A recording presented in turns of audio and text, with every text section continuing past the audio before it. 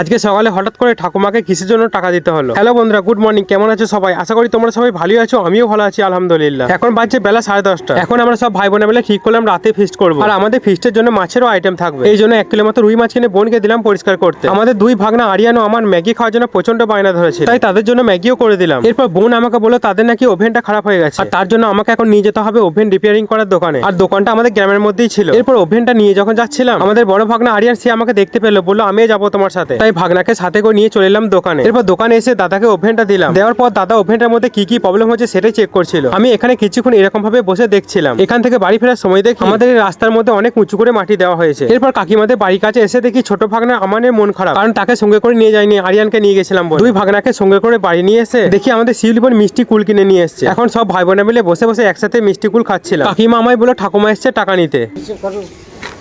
ধরো আমি দিচ্ছি। এখন ঠাকুমাকে প্রয়োজনীয় টাকা মিটিয়ে মিনি ব্লগ শেষ করলাম।